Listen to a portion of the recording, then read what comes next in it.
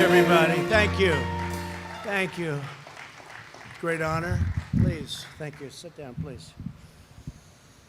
It's great to be with you. Great company and wonderful location. Quick flight. It's in and out, but we have some big things to say. Carol, I want to thank you also for doing such an incredible job at this company. I look at your numbers and I'm very jealous. A lot of people are very jealous. But I'm delighted to be back in Atlanta, Georgia. Special place. The hometown of one of the most amazing companies on earth, UPS. They never fail. The dedicated men and women of UPS are an inspiration to us all. In the face of every challenge, you always come through for your fellow citizens. Would you say that's correct? I say it's correct. Let me start by expressing my gratitude to every driver, worker, and employee who has contributed to this great success and continued to deliver for America throughout our battle against the China virus.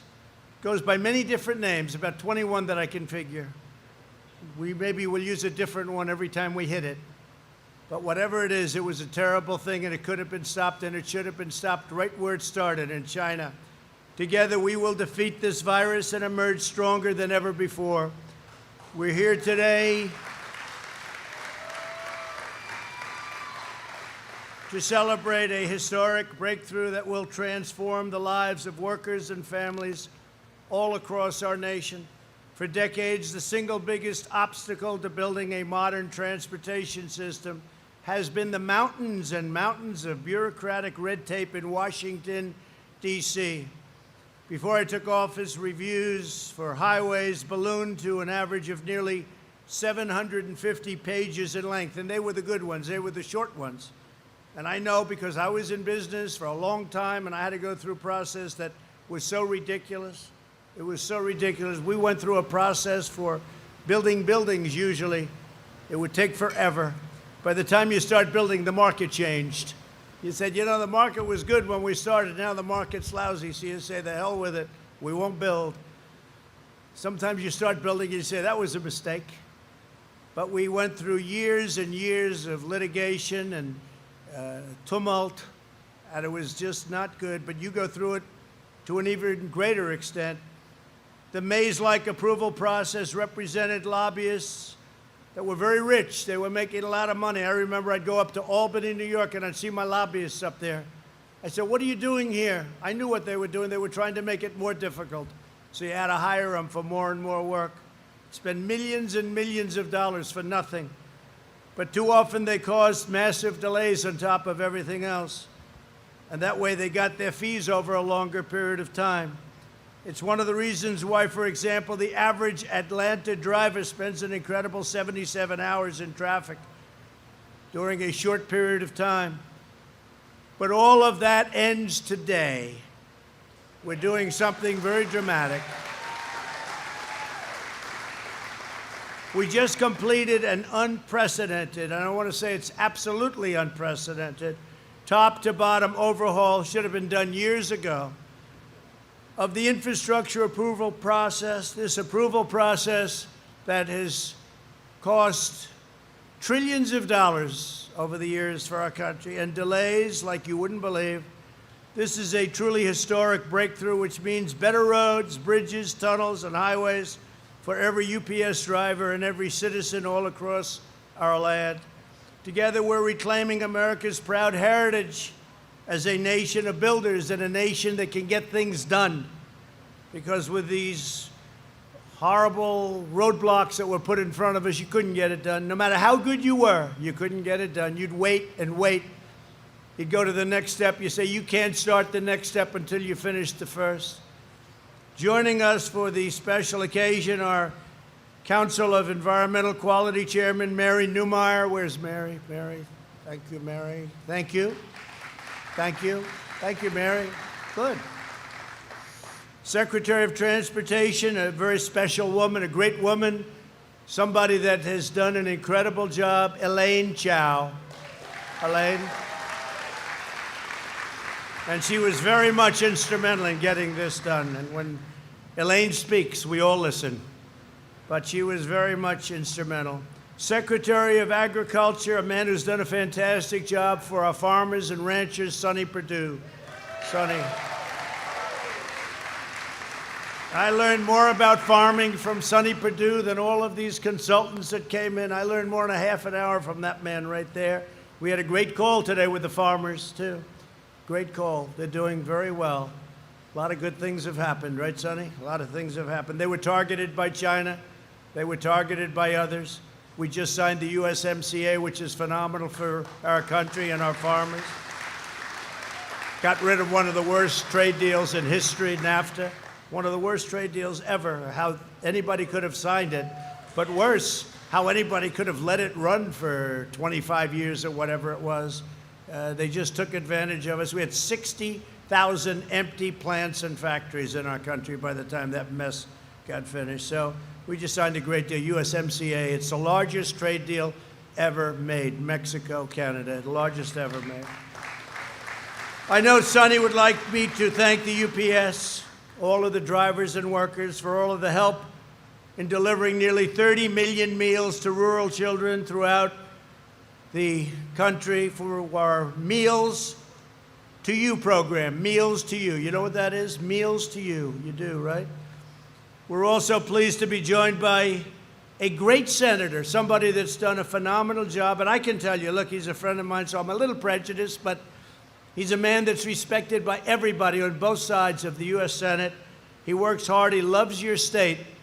And I always say, does David get the kind of recognition that he deserves? Because he is a very, very special man.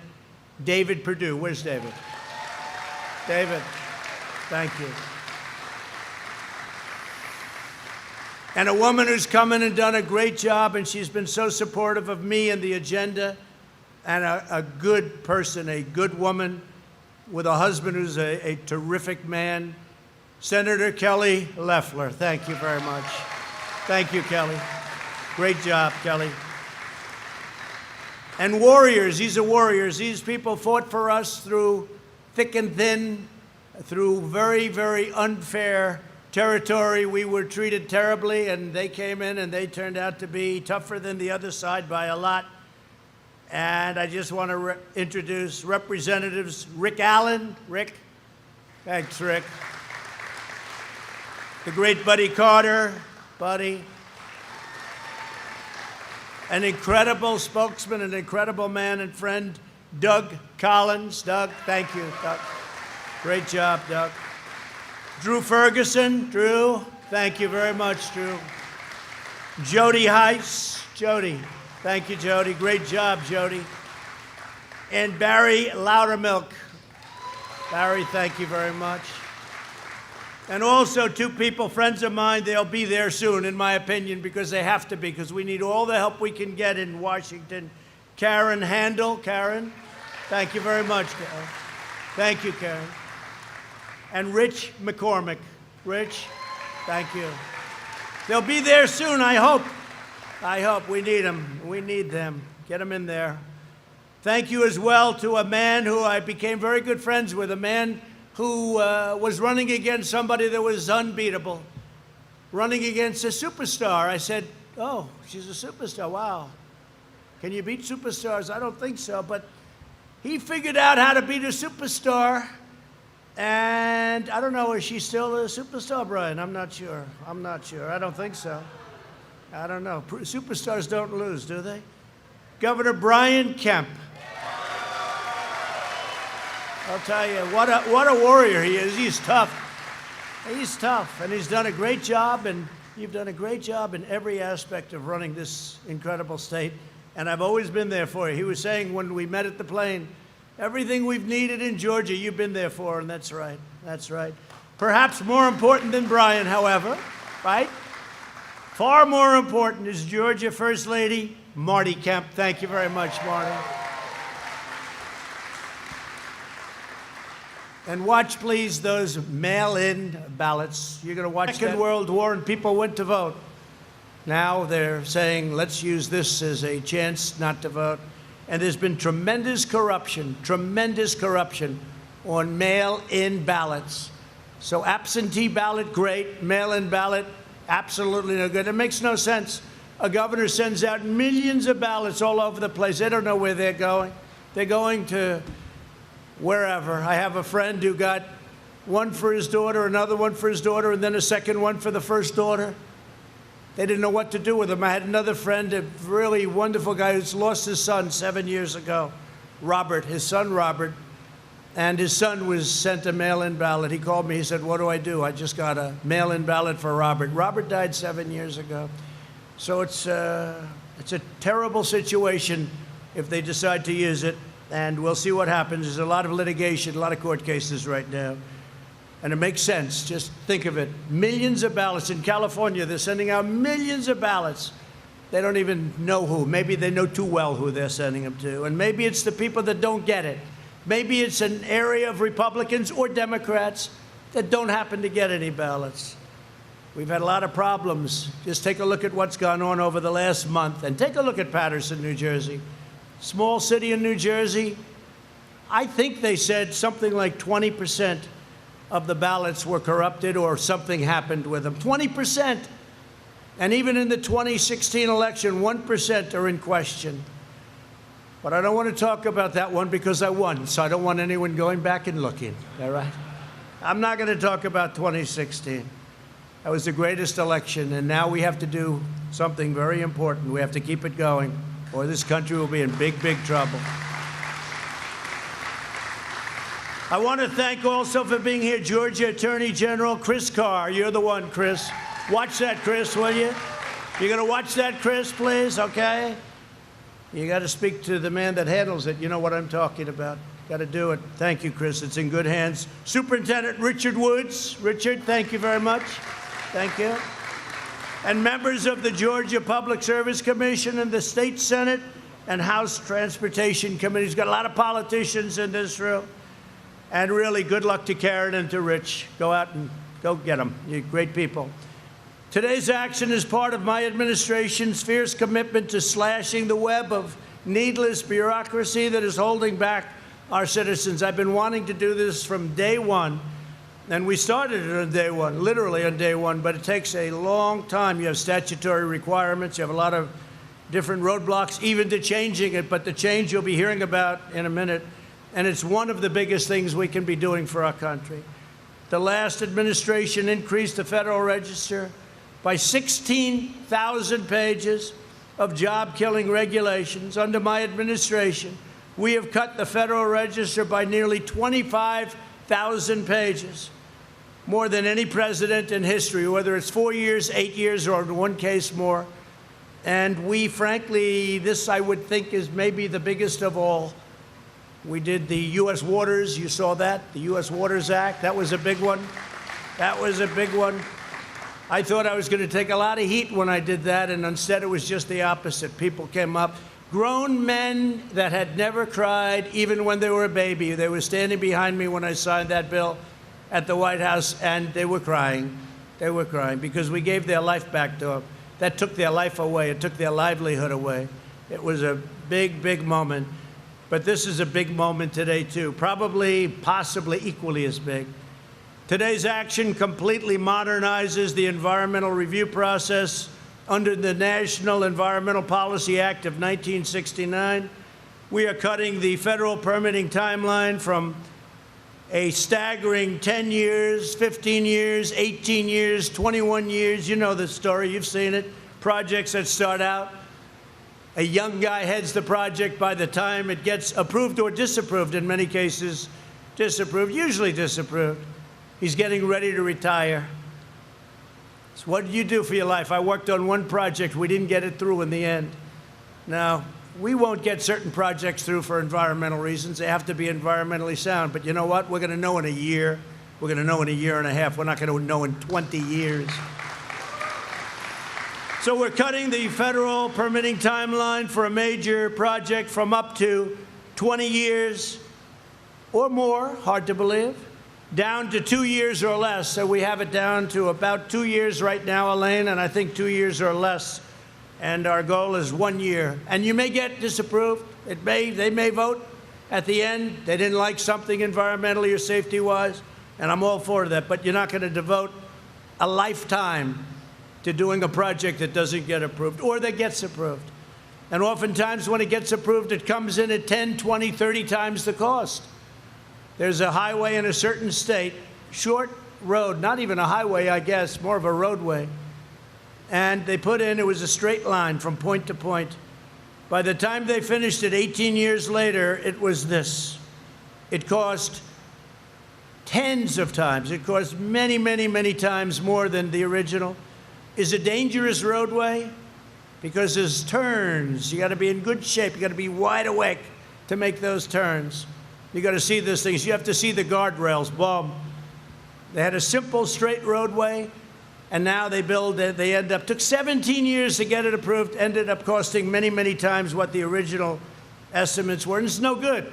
It's not good. Under the last administration, a mere 7% of reviews for federal highways were processed within 2 years. Now, what we're doing is the 2 years won't be the exception, it'll be the rule.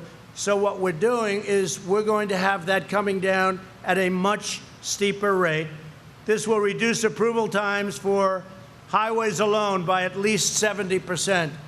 But the 70% is a very unambitious number because the number is going to be actually much lower than that. At the heart of the reforms is the one federal decision policy. It really spells it out when you hear that name, one federal decision. Before, applicants for infrastructure permits were forced to spend years and years navigating a labyrinth of federal agencies, and every single one had a power to stop a project. Anytime you went to an agency, they had a power to stop it. And it would stop the project, not only stop it, right in its tracks it would stop it. With our reforms, there will be one quick and fair decision. We're going to give every project a clear answer, yes or no. Yes or no. The 2-year process where just to submit is 2 years is not acceptable. It's going to be a very quick yes or no after study, but the studies are going to go quickly, and they're going to go simultaneously. So if you're in numerous agencies, you're all going at the same time. Instead of waiting for 1, for 2, for 3, and oftentimes you'd go through one, it would take you 6 months, and then you have to wait 90 days, and then you have a review period, and then you start the second one. And now you go for another 4 months, and then you wait 90 days, and you have a review period. And sometimes you had to go through 9, 10, 12 different agencies.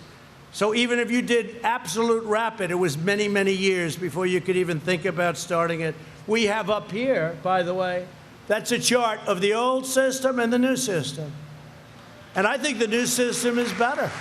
I think it's better not only in time, I think it's better in terms of the process, and I think it's better in terms of the importance from an environmental and a safety standpoint. But take a look at that. This is what you had to go through.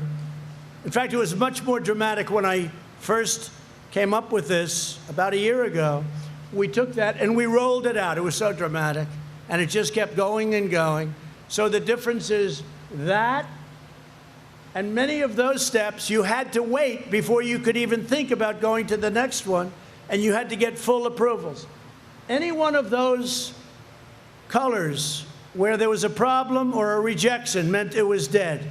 And now you go through this very simple but very comprehensive solution. And it's a beautiful thing, especially if you understand construction and building and other things beyond building, like I do. At the same time, we'll maintain America's gold standard environmental protections. The United States will continue to have among the very cleanest air and cleanest water on earth, which we do now. We have the cleanest that we've ever had, meaning ever, meaning I guess in the last 40 years. I assume that 200 years ago was cleaner. I can imagine it was very clean a couple of 100 years ago, Brian, right? They'll say, that's why I'm very careful with the fake news media, because if I say that, we have the cleanest water we've ever had, they said, what about 200 years ago before anybody touched the lake? When the lake was a beautiful virgin lake, nobody ever touched it. They said, yeah, they got me on that one, don't they, huh? So now I become extremely careful. So I say probably they're talking about 35, 40 years, something like that. If it's any different from that, media, we will, look at all those people back there. Any different than that, we will report to you.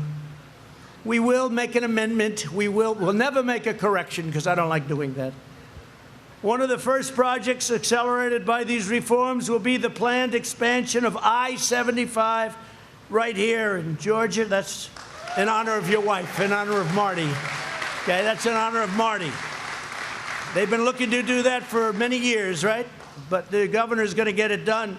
This expansion will add 77 new lane miles of commercial vehicles, like those driven by UPS, saving drivers countless hundreds of hours a year. With us today is Julian Polk, a Teamster. I know the Teamsters very well. At UPS, who drives this route often. Julian, please come up and tell your story, please. Thank you.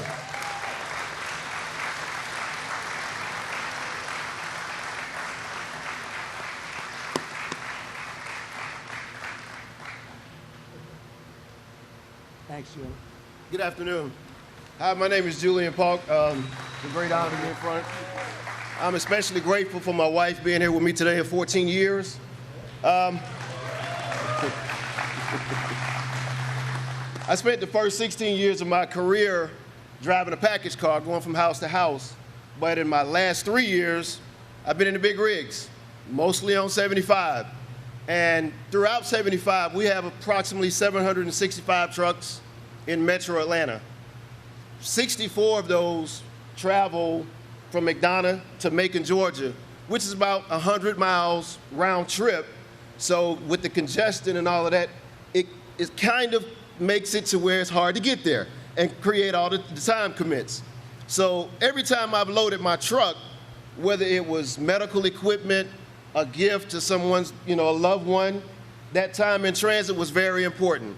So with the infrastructure is very important to me and all of my fellow UPSers, because the investment in our roads and bridges help reduce congestion and open up the bottlenecks, which makes it easier to get the packages where they need to go. More importantly, safe for drivers like myself, because we all know the most important stop of the day is when I get back home to her and my two beautiful kids. So, thank you. 14 years ago at my local hub in Forest Park, with the support of my management team, I started the corporate health and safety process. And throughout that team, we were able to lower the accidents and injuries, which we know accidents on the road slows down time in transit. So we're able to, since then, we've stopped all of that, or most of it. So I'd like to close by saying thank you to my wife for being here, to everyone that has supported me, especially my division manager, Tom Rosilio. He has supported me in my career, and for the grateful opportunity to be here today. Fantastic job. Thank you, Julian. But Julian, it looks like you're attributing a lot of your success to your wife. Is that a correct statement? Would you please stand up? So lovely. Thank you. That's great. Great job. You're proud of the job he just did, I think, huh? Pretty good. He'll be running for office next week. Watch. Great job, Julian. Thank you. I'd like to invite UPS's Vice President of Corporate Transportation, Bill Taylor, up to say a few words. Please, Bill.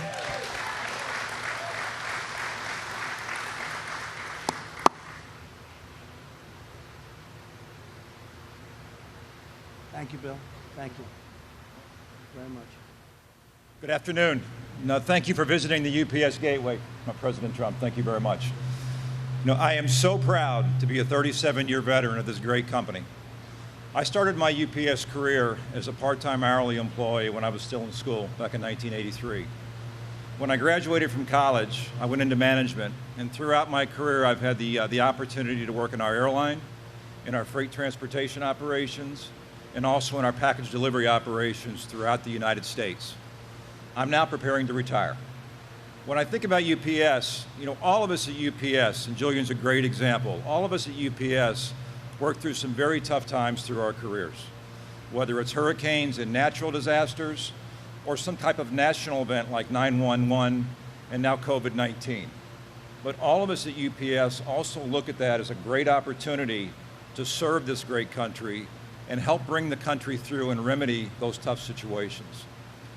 You look at Project Airbridge under the Trump administration and working directly with FEMA, another great example. From a UPS standpoint, we are all tremendously proud to help deliver life-saving supplies wherever and whenever they are needed. From an infrastructure standpoint, I know firsthand that improvements in our infrastructure will be a tremendous benefit to not only our customers, but also the communities that we serve. But when I think about UPS, I know how strong our technology is. I know how strong our flexible, multimodal transportation network is. And I know all UPSers are dedicated to making a difference and helping bring America forward. So as I think about ending my career, I am very grateful to retire with a strong pension plan.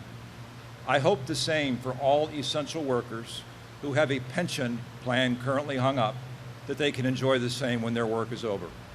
So thank you, UPS, for a wonderful career and the great opportunity to work with so many wonderful people through the years to help make a difference. Thank you.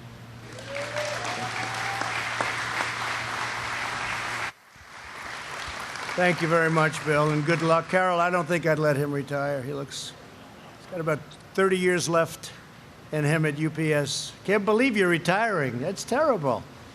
Do you want to retire, or do you want to stay? Because they'll renew you for 25 more years. You've got it. You've done a fantastic job. Thank you very much. Thank you, Bill.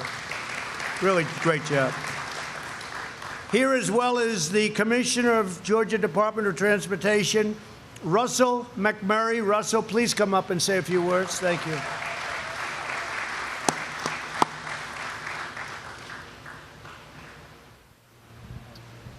Thank you, Mr. President. Mr. President, it was an honor for me to meet with you in Washington, D.C. at the U.S. DOT with Secretary Elaine Chao and some other state DOT commissioners from around the nation for us to share with you this long, burdensome, often bureaucratic process, and you sat and listened to us with great detail that day. And today, at the end of that meeting, too, I might add that the President told us, the DOT commissioners there in the room, that he was going to streamline the environmental process, cut the red tape, and make sure that the environment is protected, number one. So today is a full circle day for me, Mr. President, that here we are today with the President and the Trump administration rolling out yet another, not the first, but another environmental process improvement that will make life much easier for people like us at the Departments of Transportation across the nation to deliver infrastructure projects like the I-75 commercial vehicle lanes to move that freight out of Savannah to Atlanta and beyond, while providing a safe corridor for the many families that travel on I-75. Now, I certainly want to acknowledge someone else that is laser focused on streamlining government and cutting red tape, and that's our Governor, Brian Kemp. Governor, I appreciate your focus to transportation and infrastructure. It certainly makes my life a lot easier, so thank you. Now, finally, I'd just like to recognize somebody else, and the President acknowledged her earlier, but the leadership exemplified by Secretary Elaine Chao at the U.S. DOT is exceptional. We have never experienced the kind of cooperation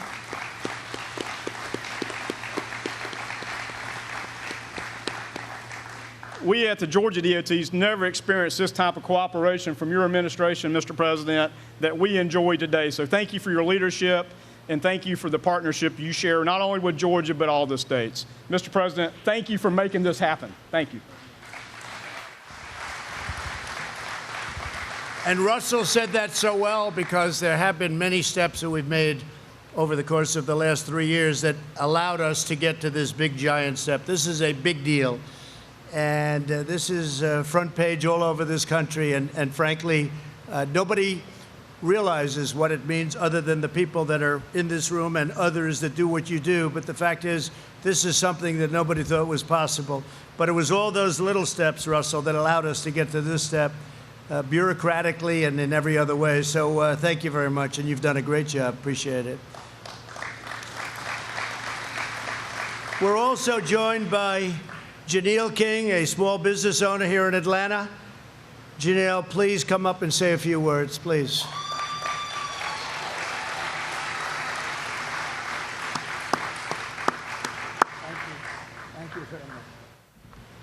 Thank you, Mr. President. Thank you, Governor Kemp. And thank you, UPS, for delivering all my shoes on time. I am Janelle King. Together, my husband, Kelvin King, and I, he's the one that really goes through all of this. I serve as VP of External Affairs with Osprey Management, which is such an honor. We have 10 employees that are, by which one of them received their United States citizenship this morning, so that's awesome. We have over 150 subcontractors. We have a number of projects that are taking place throughout the state. And our ability to harness opportunities and supply our clients with on-time projects promptly is extremely important. Several have proposed fantastic ideas and aid to developing new forms of commuting. Red tape and restrictions in place have hindered these ideas and have due to extensive permitting and impact studies that increase timelines. Well, Mr. President, you have shown what leadership can do when you reform the old way of doing things. Infrastructure reform and building new roads faster will not only help our company to achieve our project goals, but they will help the entire state, both economically and socially. So I would like to personally thank you for placing the needs of the constituents in the forefront of your list and addressing our infrastructure concerns, and our governor and first lady for working along with you and so we can get this done, and to our senators, Senator David Perdue and Senator Kelly Loeffler, for always being available as well. Thank you so much. And look how proud your husband is of you. He had that camera up. That camera wasn't moving down. I'll tell you, he captured every word. That's great. Beautiful family. Thank you very much. One of the things I'll tell you that the governor and I are working on a couple of projects that are going to be big surprises for you. Big ones, big projects that you've been talking about for 20 years, I guess, in one case. So we'll get them done. I'm sure we'll get them done. And I want to thank you all. Great presentations. Thank you all very much. My administration is also moving full speed ahead on improving the Port of Savannah, which is now the largest agriculture exporting port in the entire United States. Largest in the country. As many of you know, this project faced 20 years of unnecessary delays. This has been going on for years. And when they came to me and the governor said, "Can you help us with this?" I said, "We'll help you with it. What's the story?" It's been going on for years and years. They've been talking about it. Nothing ever happened. It was also 8 years of additional bureaucratic reviews. Just reviews. This isn't like, oh, gee, let's start digging. This is paperwork. People made a lot of money. It's a terrible thing. It just gets caught up like so many other places, but it's all ending now. Bureaucratic reviews under the Obama-Biden administration have been a disaster, and they got worse. But I'm proud to report that for 3 straight years under my administration, we've delivered full funding for the Port of Savannah, and we're on track to complete the project in a very short period of time. It's going to be completed, right? Okay? In honor of the governor. In honor of the governor and Marty. Good. Congratulations. That was a great job. They've been fighting for that one for a long time. You got it done. We want a governor that gets it done. Even though he calls me all the time, can we get it done? I wish he wouldn't call so much. But, you know, that's the sign of a good governor, right? When you think, right? Stand up, please. That's the sign of a governor. I like the ones that don't call, Brian, where they just leave me alone, but their project never happens. Great job, you do. Great job. We want the United States to compete and win in the 21st century. And that means we will not allow our nation to be hamstrung by wasteful Washington regulations. We're the nation that built the Golden Gate Bridge in 4 years, the Hoover Dam in 5 years. And a lot of people don't understand this, but it's so true. We built the Empire State Building in less than a year. Can you imagine that? The Biden administration, our past vice president, opposes, think of this, all of our permitting reforms and wants to increase the length of the permitting process. Think of this. This is in his Bernie Sanders deal. Biden is happy to tie up projects in red tape, and we want to get things built. But they want to increase the length, so they want to increase it from that to much longer. Unbelievable. Biden wants to massively re-regulate the energy economy, rejoin the Paris Climate Accord, which would kill our energy totally, and you'd have to close 25% of your businesses and kill oil and gas development. They still haven't explained what they're going to do to power our great plants and factories, but at some point I'm sure they will. We'll learn that from AOC, who's in charge of energy. She's in charge, along with Bernie. It's AOC and Bernie are in charge of energy. I don't think Texas is too happy about that. What do you think? You think we'll call up the governor? Governor Abbott, great governor, will ask, how do you like that, Governor? I didn't want to waste the phone call because I would know how he felt. And Biden wants to hold hostage billions in federal surface transportation grants for states and localities unless the states and local suburban communities abolish single-family zoning rules. So they want low-income housing to be built in communities that, frankly, they don't want it. They don't want it. Hasn't worked out. And we're terminating that. As you know, I announced it 2 weeks ago. We're going to be eliminating that rule. It's a crazy rule, and it's very unfair to a lot of people. A lot of people are very unhappy. It should not take 10 years or more just to get approval for a simple stretch of road.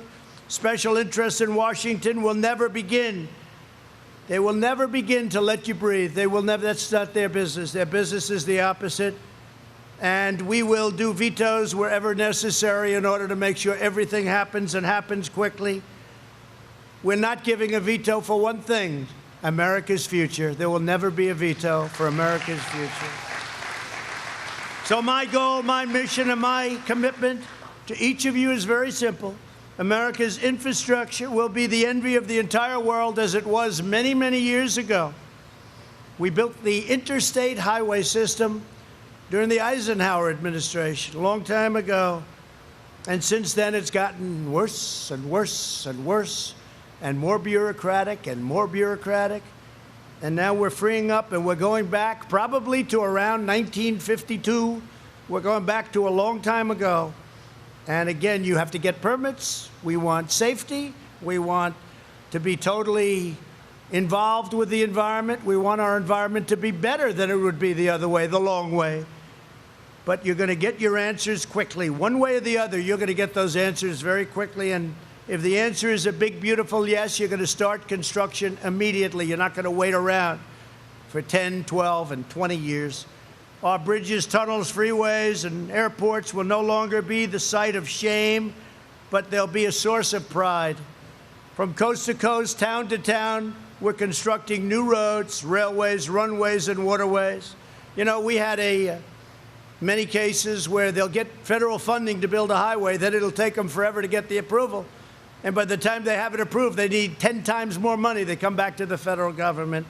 And the government would usually turn them down. They say that wasn't the deal. But sometimes they just pay 10 times more. We're not going to do that anymore. We're linking our cities with gleaming highways and blazing fast broad walk. And if you think, when you look at the farmers of this country, what they've gone through with the broadband is so bad in the middle section, that beautiful middle section of our country. Our farmers, our ranchers are hurt very badly. So we're getting fast broadband networks, and we're carving them out and towering beautiful new monuments to American greatness, and that's what they will be. But our farmers have to be thought of also. Nobody thought of our farmers. Our farmers are incredible, and they're doing an incredible job. Doing an incredible job. So for the farmers out there, broadband, here we come, broadband. They've been trying to get it for a long time, many years. Together, we're building our incredible future with American hands, American heart, and American steel. As your president, I'm more determined than ever that America's infrastructure will be second to none. And in Georgia, you're going to have an infrastructure, and you're going to have some projects announced that almost all of the people in this room do not know about. Most people have given up on them, Brian. I think they've given up. They gave up with the rest of them. But we have some things planned in Georgia that'll be really incredible, and everybody's going to want it, both Democrat, by the way, and Republican. The problem is nobody was able to get it done. We get it done. One thing I know how to get things done, because under this administration,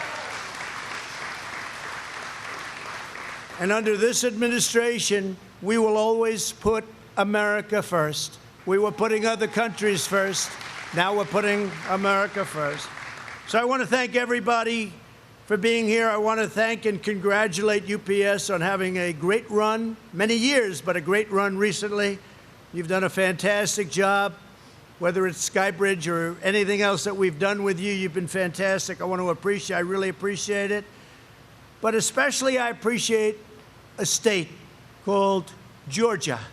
It's a special place. It's a great place. And it's an honor to be with you, and it's an honor. This is where I'm announcing. This is good for the whole country, not only Georgia. This is for the whole country, but I'm announcing it in Georgia because we have some great things planned for you. You are special people. Mr. Governor, thank you very much. Marty, thank you very much. Everybody, thank you. Thank you, everybody. Thank you very much, everybody. Have a good time. Thank you.